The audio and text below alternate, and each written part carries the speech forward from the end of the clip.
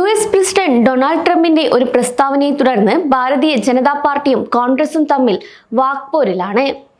Donald ട്രംപിന്റെ അഭിപ്രായങ്ങളും രാഹുൽ ഗാന്ധിയുടെ പ്രസ്താവനകളും രാജ്യത്തെ ജനാധിപത്യം സംരക്ഷിക്കുന്നതിൽ വിദേശത്ത് ആശങ്കകളില്ലെന്ന് കാണിക്കുന്ന തരത്തിൽ ബന്ധിപ്പിക്കാൻ BJP ശ്രമം നടത്തുന്നതിന് പിന്നിലെന്ത്? എന്താണ് ഇതിനൊക്കെ കാരണമായ ട്രംപിന്റെ വിവാദ പ്രസ്താവന?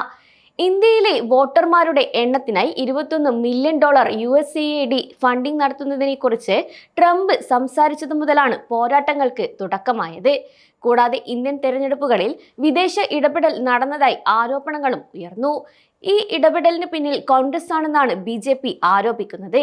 ഇതോടെ വീണ റെഡ്ഡി എന്ന മുൻ USAID ഇന്ത്യൻ മേധാവിയായ സ്ത്രീയിൽ പാർട്ടി ശ്രദ്ധ കേന്ദ്രീകരിച്ചു.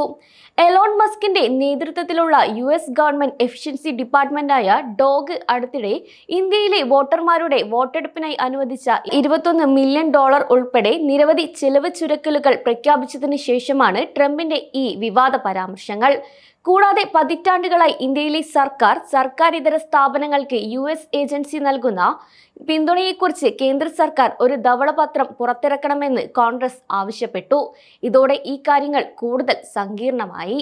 മുതിർന്ന BJP നേതാവ് രവിശങ്കർ പ്രസാദ് 2023 UK-യിൽ പരാമർശങ്ങൾ നടത്തിയ ഡൊണാൾഡ് ട്രംപിന്റെയും രാഹുൽ ഗാന്ധിയുടെയും ഓഡിയോ ക്ലിപ്പുമായി രംഗത്തെത്തി. ഇന്ത്യയിലെ വോട്ടർമാരുടെ എണ്ണത്തിനായി നമ്മൾ എന്തിനാണ് $21 മില്യൺ ചിലവഴിക്കുന്നത്? അവർ മറ്റാരെയെങ്കിലും തിരഞ്ഞെടുക്കാൻ ശ്രമിക്കുകയാണ് ഇതിന് വഴിയെന്ന് USAIDയുടെ ധനസഹായം റദ്ദാക്കാനുള്ള തന്റെ സർക്കാരിന്റെ തീരുമാനത്തെ പരാമർശിച്ചുകൊണ്ട് വീണ്ടും ട്രംപ് പറഞ്ഞു. എന്നാൽ USAIDയുമായി ബന്ധപ്പെട്ട ഡൊണാൾഡ് ട്രംപിന്റെ അവകാശവാദങ്ങളെ കോൺഗ്രസ് അസംബന്ധം എന്ന് വിശേഷിപ്പിക്കുകയായിരുന്നു.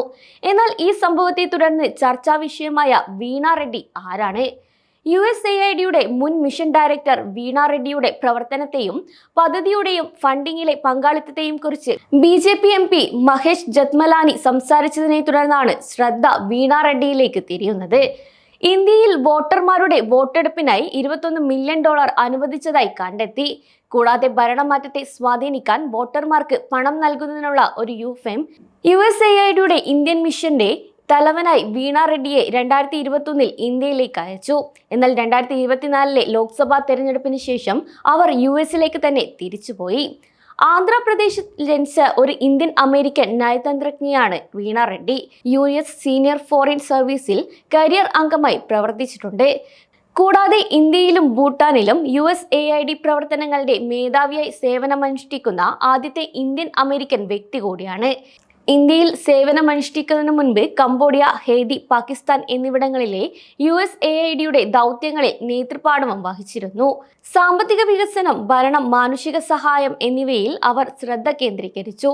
ഇന്ത്യയിലും ഭൂട്ടാനിലുമായി USAIDയെ നയിച്ച ആദ്യത്തെ ഇന്ത്യൻ അമേരിക്കക്കാരിയായിരുന്നു അവർ. Asia, middle east, Afghanistan, Pakistan എന്നിവിടങ്ങളിലെ USAIDയുടെ പ്രോഗ്രാമുകൾക്കായുള്ള നിയമപരമായ കാര്യങ്ങൾ ഉൾക്കൊള്ളുന്ന അസിസ്റ്റന്റ് ജനറൽ കൗൺസിലായും സേവനമനുഷ്ഠിച്ചിട്ടുണ്ട്. ലോക്സഭാ തെരഞ്ഞെടുപ്പ് പ്രഖ്യാപിച്ച് ഒരു മാസം കഴിഞ്ഞപ്പോൾ 2024 ജൂലൈ 17 US-ലേക്ക് മടങ്ങുകയാണെന്ന് റെഡ്ഡി സ്ഥിരീകരിച്ചതായി ചില മാധ്യമങ്ങൾ റിപ്പോർട്ട് ചെയ്യുന്നു.